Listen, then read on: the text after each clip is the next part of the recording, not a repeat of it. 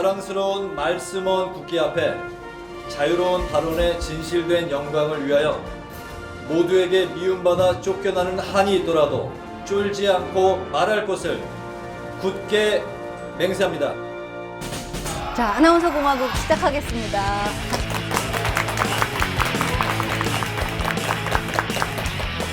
모든 권력은 자유로운 말로부터 나온다. 아나운서 참여연입니다. 네, 모든 국민의 말할 권리는 제한받지 않는다. 아나운서 신정은입니다. 네, 국가 비상사태 시 쌍욕이 가능하다. 아나운서 박라솜입니다. 반갑습니다. 지금 저희가 얘기한 이게 저희 아나운서 공화국의 헌법입니다. 모든 권력이 자유로운 말로부터 나오고 모든 국민의 말할 권리는 제한받지 않고 이렇게 또 뭔가 비상사태 시에는 쌍욕도 할 수 있다. 이게 그렇죠. 정말 많이 나아가서는 이제 아무 말이나 할 수 있다. 그리고 말할 자유를 보장받는다. 이런 분위기가 될 수 있을 것 같아요. 저희 들어오는데 이 스탬프까지 받으셨는데 어떠셨어요? 아, 글쎄, 난 이거까지는 몰랐는데, 예. 어쨌든 이걸 뭐 이렇게 찍어주고 이러니까, 네. 제가 아나운서, 명예 아나운서 정도의 자격을 얻게 되는 건가? 이런 느낌으로. 아나운서 공화국에 입국하신 겁니다. 그렇죠. 그런데 아까 입국 심사 받으셨어요? 김민식 PD님? 네. 입국 심사 시에 어떤 걸 물어보고 검역소도 있었잖아요. 어떤 신동희 검역을 아나운서 하던가요? 저기 입냄새 체크하더라고요. 아나운서분들과 MC분들과 대화를 나눠야 되는데 혹시라도 입냄새 나면 안 된다고 그래서 이렇게 체크를 하더니 사탕까지 이렇게 물려가지고 예. 통과가 됐군요. 고맙습니다. 네, 그러면 오늘 또 중요한 얘기가 있죠. 호칭. 그럼요. 저희가 본격적인 이야기를 시작하기 전에 호칭 규정을 알려드리려고 해요. 이 공화국에서는 모두가 평등하기 때문에 지위 막론하고 나이 막론하고 이름 뒤에 님자를 붙입니다. 그래서 민식님. 저희가 최승호 사장님 이렇게 하면 벌써 분위기 딱딱해지잖아요. 그럼 네. 선배님, 부장님 이런 거 안 됩니다. 그래서 승호님. 네, 승호님. 그리고 최승호님도 뭔가 딱딱해. 그래서 최 빼고 승호님, 그래요. 네, 민식님. 평생 저희가 언제 또 이렇게 불러보겠어요. 네네. 그러면 이제 저희 아나운서 공화국에 오셨을 때 이제 입국을 하신 거잖아요. 네. 그러면은 선서를 하셔야 되거든요. 이 선서 저희가 준비를 했습니다. 네. 두 분이서 이게 저희가 뭐 일어서나요? 네, 일어나서 아, 일어서. 좋은 정의를 준비하지 못했으면 예산이 별로 없어서 큰 소리로 낭독해 주시면 되겠습니다. 자, 선서. 선서. 온 온 발언자는 진실만을 말할 것이며 발언 시 자기 검열이니 발언 여과 과정을 거치지 않고 마음속에 담아뒀던 말은 가능한 한 모두 뱉어낼 것을 선서합니다. 만일 발언이 미증이나 아부성 발언으로 드러날 경우 3주간의 야자 타임을 수용할 것을 맹세합니다. 최승호. 김민식. 네, 고맙습니다. 바로. 네, 승호님 혼자 모시면 뭔가 이게 너무 우리가 즐겁게 오늘 좀 재밌게 해야 되는데 혹시나 다큐로 갈까봐 걱정이 돼서 이렇게 민식님도 함께 모셨는데 네. 사실은 또 제가 알기로는 승호님도 굉장히 재밌으시잖아요. 특히 뭐 MBC 프리덤 같은 거 할 때 보면 춤도 막 재밌게 추시고 워낙에 유머러스 하신데 오늘 그런 걸 좀 마음껏 사장님의 마인드로 오지 마시고 그냥 한 시민으로서 마음껏 좀 오늘 좀 털어놔 주시면 또 감사하겠습니다. 뭐 그랬는데 또 나중에 또 욕하는 거 아닌가 몰라. 걱정 마세요. 저희에겐 또 편집이 있으니까. 예. 그리고 욕먹을 걱정을 하면 저희가 이런 시도조차 할 수 없겠죠. 손 네. 벌벌 떨면서도 그쵸. 승호님, 민식님 이렇게 하는 데는 다 이유가 떨었어요? 있습니다. 저는 사실 약간 여기가 좀 근데 뭐 콩닥콩닥하긴 승호님 해요. 하는 게 대단한 건 아닌 것 같아. 그래요? 그럼요. 뭐 일반 저 IT 회사에서는 다 그렇게 부르죠. 네, 해외에서도. 너무 억눌려 살아서 그런 걸 수도 있는 것 같아요. 네. 맞아요. 그 기간 동안. 오늘 근데 첫 질문부터 좀 우리 승호님이 좀 긴장하실 수 있는데 그 어느 자리에서 우리 승호님께서 아나운서가 로봇 같다, 로보트 같다 이런 발언을 하셨다는 충격적인 얘기를 제가 민식님 듣고 표정을 보세요. 그러니까 제가 너무 충격을 받은 거예요. 승호님 그런 말씀을? 아니, 어떻게 된 이 부분에 겁니까? 대해서 진짜예요? 궁금합니다. 요 상황 어떻게 헤쳐나가지? 허문이 아니라? 아나운서가 로봇 같다는 말을 한 게 아니고. 아니에요? 그렇지. 그게 아니라 네. 우리가 말하자면 라디오 뉴스라든지 또 라디오의 어떤 그때 이제 라디오 뉴스 하다 그런 얘기 나왔을 거예요. 라디오 뉴스를 들으시고 라디오 뉴스에서 뭐 우리 기자들 내지는 헛웃음이다. 성우님 왜 그러세요? 왜? 그때 이제 시작한 지 얼마 안 됐을 때니까 네. 조금 이렇게 초반에. 제가 듣기에 네. 그 뭐랄까 그 그냥 읽는 것 같은 느낌 아. 이런 부분들은 좀 조금 아닌 것 같다. 우리 조금 더 이렇게 뭐랄까 이제 그 말하는 사람의 그 정체성이 좀 느껴지는 그런 그렇게 좀 하면 좋겠다라는 말을 이제 그런 취지의 얘기를 하면서 마치 로봇 같다. 맞네. 그러니까 왜 있잖아 AI 뭐 이렇게 그냥 왜 이거 대본 갖다 주면은 그냥 네. 그냥 이렇게 개성이 없이 사람이 하는 것 같지가 않고 이렇게 하는 것 같은 그런 느낌? 그런 느낌을 그때 아마 보고 때 잠깐 얘기했던 것 같아요. 저는 로봇이라기보다는 로또 당첨자라고 생각하죠. 타고난 재능의 노력의 이 모든 것들이 다 합쳐져서 만들어지는 직업이 저는 아나운서라고 생각하고 그리고 실제로 경쟁률도 되게 치열하고 그러다 보니까 저는 아나운서로 일을 한다는 건 사실은 로또 당첨에 버금가는 어떤 운을 누리는 건데 그렇기 때문에 그 운 좋은 사람은 그만큼의 사회적 책임이 따른다고 생각해요. 우리 사실 왜 다 같이 밤새서 촬영하고 편집하고 일을 하잖아요. PD, 엔지니어, 카메라맨 다 같이 밤을 새지만 화면에 나오는 건 아나운서거든요. 그래서 대중들이 알아보는 건 아나운서고 근데 다만 이제 그러다 보니까 파업 집회를 나가거나 어떤 대중 집회 이런 데 나가면은 PD, 카메라맨 다 나와서 피켓을 들고 흔들어도 정작 신문에 실리는 건 아나운서들만 이렇게 실리고 그로 인해서 사실은 피해도 많이 받으셨죠. 지난 몇 년간 사실. 근데 그랬던 이번 거고. 파업으로 민식님이 그 자리를 대체하신 거 아닌가요? 맞아요. 그냥 뭐 하나만 흔드셔도 완전 파업 스타셨잖아요. 굉장히 사실 어려울 거예요. 아나운서들은 이제 어쨌든 어떻게 보면 방송인으로서의 가장 어떤 모든 사람들이 봐도 다 좋은 모습, 아름다운 모습, 그런 모습으로 있어야 된다라고 모든 사람들이 생각을 하잖아요. 네. 그리고 이제 스스로들도 그렇게 생각을 하는데 거기에다가 재미까지 있어야 된다라고 하니까 이게 진짜 힘드는 거죠.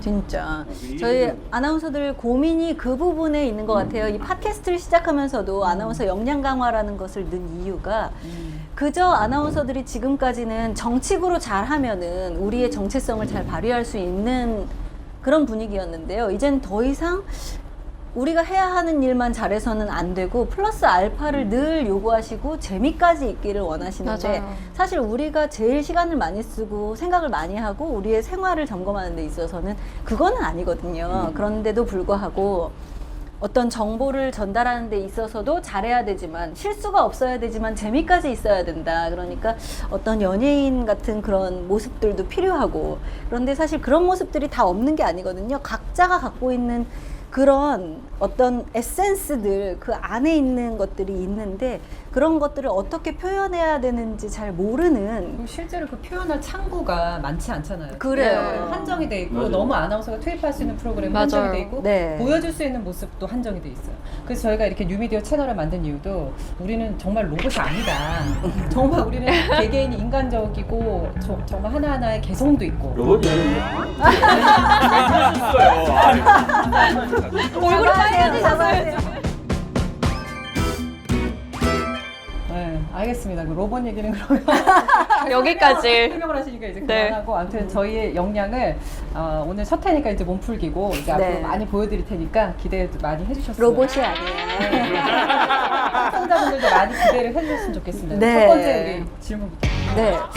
승우님은 이제 사장이라는 옷이 얼마나 잘 이제 적응이 되셨는지가 되게 저희가 궁금해요. 인간 최승호, 그리고 감독 최승호, 사장 최승호, PD 최승호 이렇게 있잖아요. 네. 자신의 모습 중에 이 사장 최승호에 어느 정도 이제는 많이 맞아 떨어졌는지 가장 이제 요새 나오는 이야기가 그런 것 같아요. 어떠세요? 별로 아직 적응 안 되는 것 같아요. 어떤 면? 아직은 어떤 좀 부분이? 덜 적응. 그러니까 뭐 어쨌든 집에서 이렇게 나올 때 네네. 뭐랄까 우리 와이프 얼굴을 한번 보면서 정말 애절한 눈빛으로 갔다 올게. 아, 어떻게 훌륭 아저씨가 그런 어떤 점이 제일 불편하세요? 사장이 되고 나서? 제일 불편한 것들이 뭐 이렇게 뭐 공식 행사 같은 거 뭐 많이 있으니까 아. 다 참석해야 하시는 거? 참석해서 이제 막 그 뭐랄까 단장한 수탉처럼 이렇게 앉아 있어야 되는. 단장한 수탉은 어떤 거예요? 뱃을 세우고 우리 힘을 주고 어깨에 막 이렇게 가만히 해가지고. 있고. 아 근데 나올 때 아내분이나 가족분들의 반대는 없었나요? 뭐 설득은 못했고요. 결국은 이제 루비콘강을 건넜다는 그런 판단을 하고 난 뒤에는 네. 한번 뭐 잘해보라고 그렇게 얘기했죠. 네. 민식님이 이렇게 그냥 흐뭇하게 이렇게 옆에서 보고 계신데 민식님은 지금 승우님이 하고 있는 이 모든 일들이 와 잘하고 계시다 이제 좀 평가를 해주신다면 아니면 이거는 이렇게 하실 것 같았는데 마음에 안 들어 뭐 이런 거 없나요? 승우님 얘기를 들으면서 네. 제가 느꼈던 건 뭐냐면 저는 PD로서 사장으로서 승우님을 보면서 느낀 건 뭐냐면 그 허클베리 핀의 모험에 네. 허클베리 핀이 그 흑인 노예 도망 노예인 짐을 어떻게 해야 될까 얘를 계속 이렇게 데리고 다니기가 너무 힘이 들어요. 그래서 짐을 다시 그냥 집으로 돌려보내면 나는 편한데 근데 그때 짐의 자유를 지켜주기 위해서 얘가 딱 같은 결심을 하는 대목인데 그때 허클베리 핀이 뭐라고 말하는지 알아요? 지옥은 내가 간다.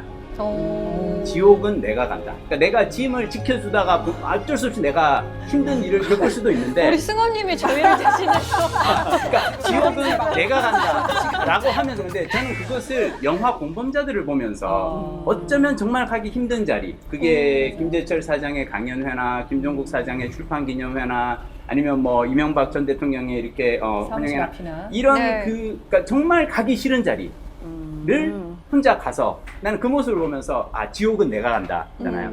저는 사장 이렇게 출마하신다는 얘기를 듣고 딱 했던 생각은 그냥 혼자 지금처럼 저널리스트로서 본인이 꽂히는 아이템이 있으면 그게 무엇이든 성역이든 상관없이 하면서 살면 참 좋을 뿐이 게다가 심지어 이제는 영화로서도 1획을 걷고 어느 정도 이제 자리를 잡은 분이 굳이 영화 감독의 길을 놔두고 이쪽으로 오시면서 지옥은 내가 간다 라는 각오로 오시는구나.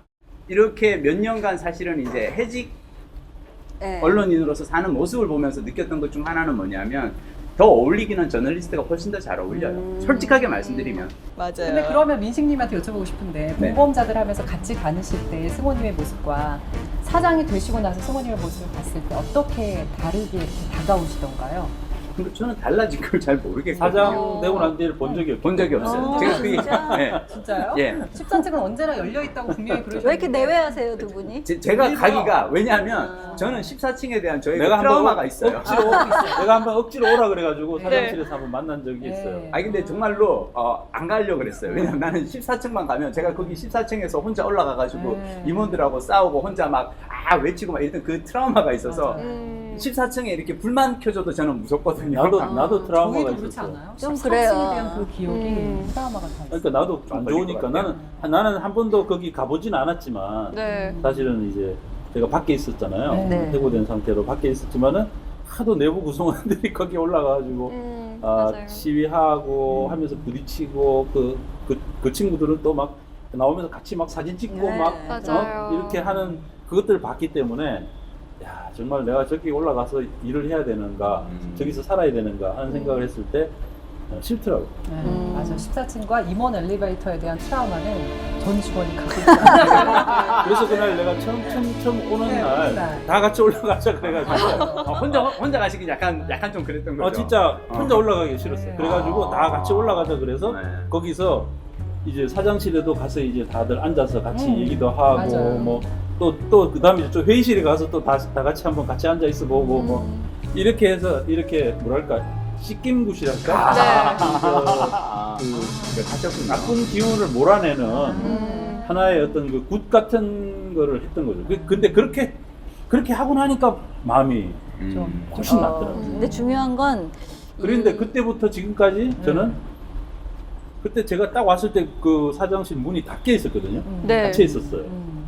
닫혀 있었는데 그렇게 하고 난 뒤에 다 가시고 저 혼자서 이제 사장실에 있게 됐는데 네, 그때부터 지금까지 문을 닫지 않고 그대로 열어둔 채로 그대로 있습니다. 오. PD들한테 실패할 자유를 주겠다 이런 얘기를 하셨잖아요. 맞아요. 그렇죠. 그거는 아나운서들에게도 해당되는 건가요? 우리 다 되게 궁금해하거든요, 네. 그거. 그게 굉장히 부러웠어요, 사실. 우리 저도 실패할 갖고 자유 있는 싶었거든요, 거예요? 그 자유를. 저희에게도요, 진짜. 회사 입장에서는 아나운서라는 우리의 중요한 자산을 네. 어쨌든 그 최대로 디벨롭해서 열심히 오랫동안 가급적 프리 선언하기 전까지 써먹어야 되기 때문에 프리 선언한다고 목표가 아닙니다, 단정 지어서 오신 건가요? 저희는 그게 아니 뭐 결국엔 네, 오해하지 결국엔 마시고. 간다 이렇게 생각하시는 건가요? 결국은 간다 이런 것보다도 네. 결국은 뭐 꼭 그런 건 아닌데 어쨌든 이제 그런 식으로 개인적인 선택을 하는 경우도 있으니까 어쨌든 굉장히 다 뼈를 중요한 묻고 있는데 자산이니까 그러니까. 우리는 최대한 그 기회를 많이 줘서 충분히 좀 트레이닝을 많이 시킬 수 있는 저기 하죠. 굉장히 희망적이고 고무적인 답변인 것 같아요. 사실 아나운서들끼리 그런 얘기 많이 하거든요. 나의 역량을 발전시켜 보고도 싶고 또 도전도 해보고 싶은데 도전해볼 수가 없다. 그러니까 어떤 프로그램에 들어가서 내가 정말 실패하고 나의 진행 능력이 바닥으로 드러난다면 내가 또 출연할 수 있을까? 내가 또 캐스팅될 수 있을까? 이런 이야기를 많이 나누거든요. 그래서 실패할 수 있는 자유를 아나운서에게도 주겠다라는 말은 그러니까 과거처럼 이야기가.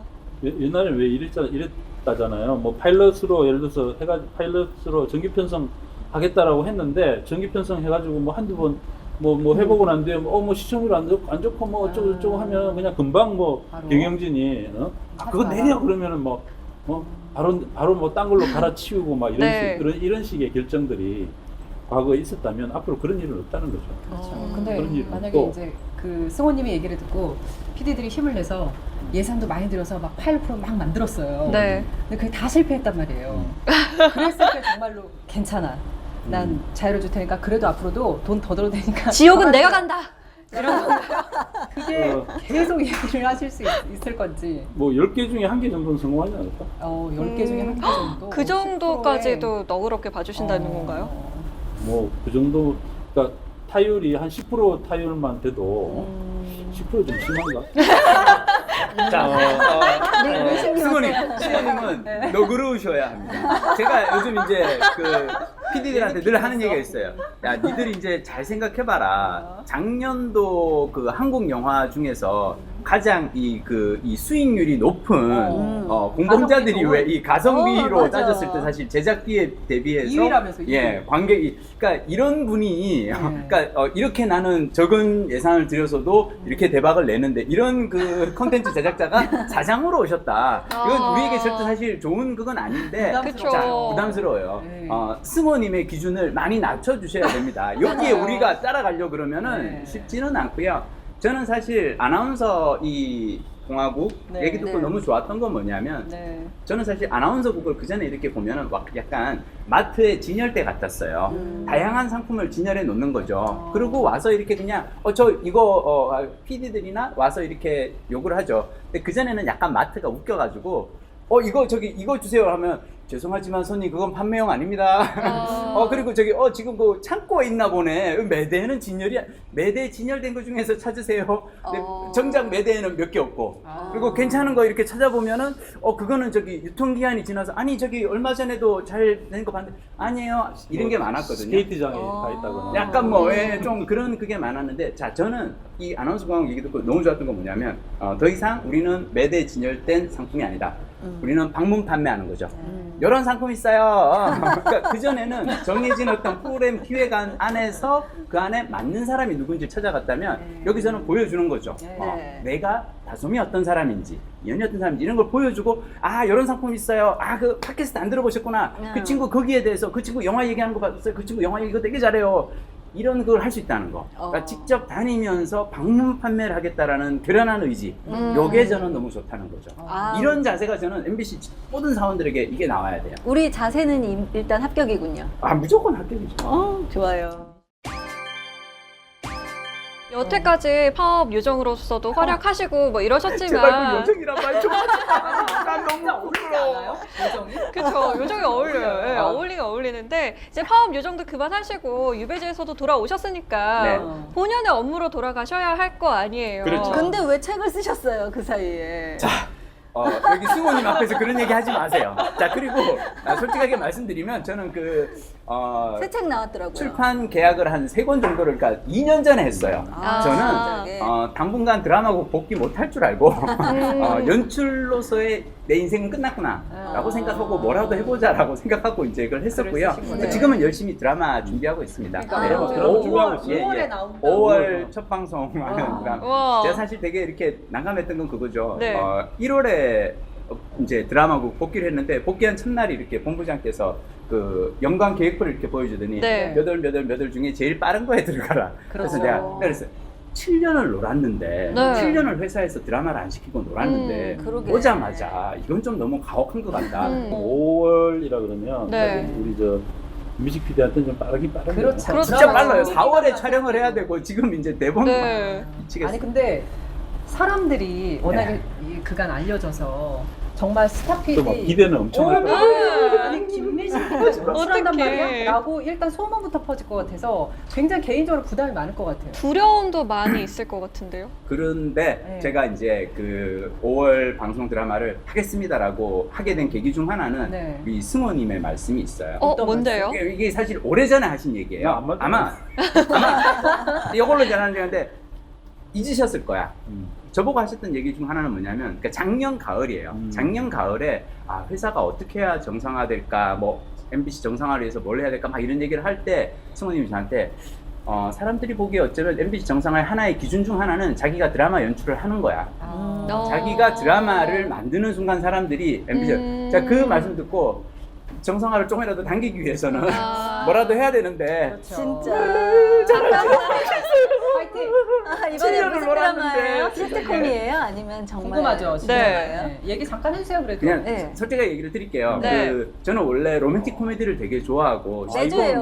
이거 그래요. 큰 기사인데? 이런 아, 그거를 그래요? 저는 이제 그럼 얘기 안 할게요. 해줘요. 아니 뭐 기왕 나왔는데 뭐 해. 드라마 부흥을 위해서 홍보를 그러니까요. 왜냐면 이건 저기 제작 발표나 이럴 때 얘기를 해야 되는데 하여튼 무조건. 뭐냐면 사람들이 항상 그래서 이제 로맨틱 코미디를 하시는 거죠. 로맨틱 코미디가 아니에요. 아니에요. 왜냐하면 로맨틱 코미디는 어떤 사람이 연출하는 거냐면요, 사랑이 모든 것을 구원한다라는 걸 믿는 사람이 로맨틱 코미디를 하는데요. 솔직히 말씀드리면 저는 지난 몇 년간 이렇게 어떤 그 세상에 대한 환상이라든지 사랑의 아름다움 이런 거 많이 깨졌고요.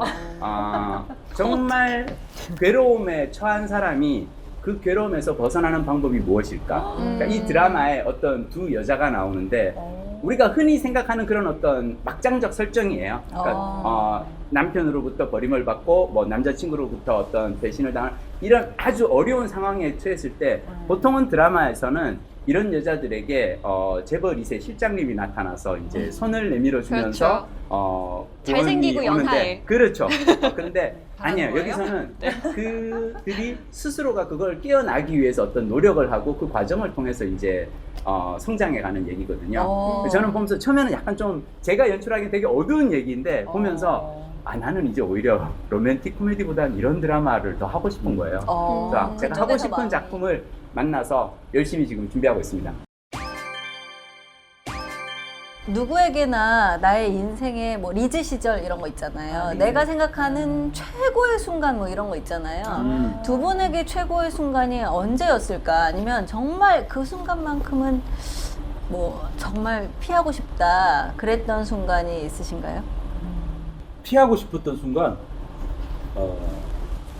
저 같은 경우에는 지금 생각해보면 제일 끔찍했던 순간은 네. 그 2005년 12월 3일날 그 황우석 그에 대한 그 PD 수첩을 준비하고 있는 상황에서 그날 낮부터 YTN에서 MBC PD수첩이 그 취재 윤리를 위반했다라고 네, 하면서 네. 그때부터 이게 쫙 방송하기 시작했는데 그 순간 그리고 그때 그 막 그 어마어마한 전화들이 몰려오기 시작하면서 네.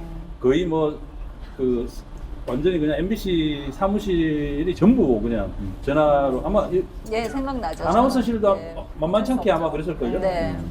그때가 가장 암울했던 순간이에요. 암울했던, 지금도 암울했던 순간으로 남아 있으시군요. 그때 그 보도가 잘못된 게 아니었음에도 불구하고 너무 많은 그 당시- 그럼에도 불구하고 스트레스. 그 상황이 딱고 그러니까 해고됐을 때 해고됐습니다라는 말을 듣는 것보다 그게 한 100배는 100배? 힘들었던 것 같아요. 저는 이날 이 승호님이 되게 괴로워하던 그날 저는 집에 가서 집사람에게 얘기를 했어요. 우리는 이제 망했다. 저 보도가 진실이면 우리는 국가적 영웅을 죽이는 게 되고 저 보도가 허위면 우리는 국가적 영웅을 모함한 셈이 되는데 어느 쪽이든 우리는 망했다. 근데 부인 그거 알아? 대한민국에서 이런 보도를 할 수 있는 회사는 MBC밖에 없어. 맞아요. 그러니까 그때 그걸 보면서 그리고 그 어려운 과정에서 이렇게 겪어 나가면서 이렇게 했는 그 기간을 보면서 저는 나는 비록 시트콤이나 이런 재미난 어떤 뭐 웃기는 뭔가를 만드는 사람인데 그래도 MBC PD로서의 어떤 자부심을 네. 그때 얻은 거예요. 알겠습니다. 야, 근데 그 우리가 MBC로 얘기가 너무 돌아가자. 길어져서 그러니까요. 저희가 마무리를 할 건데 라디오에서 들으시면서 로봇이라고 하셨는데 네. 그래서 라디오 뉴스를 저희가 준비를 했죠. 아, 그랬어요? 두 분이 이제 다 읽어보시는 거예요. 심야 DJ처럼 읽어주시면 됩니다. 주변에 보면 이런 사람들 꼭 한 명씩 있죠. 감성을 파괴하는 감성 파괴자들.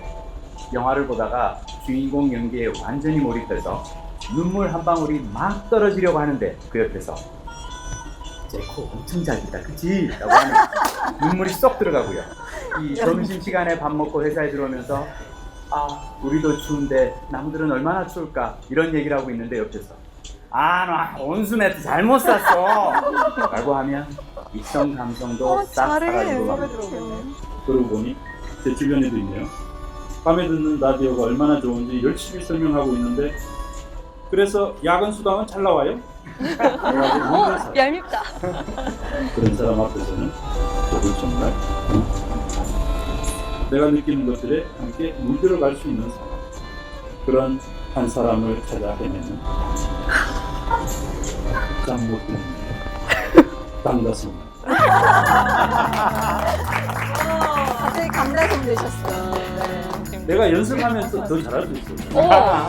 자, 아나운서 공화국에 와주셔서 감사하고요. 그리고 많은 이야기 나눠주셔서 감사합니다. 네, 고맙습니다. 고맙습니다. 고생하셨습니다.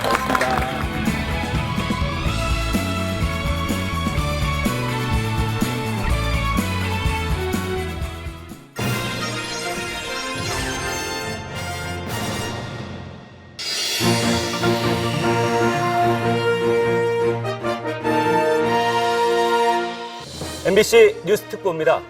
MBC 아나운서들이 독립국가 아나운서 공화국의 건국을 선포했습니다.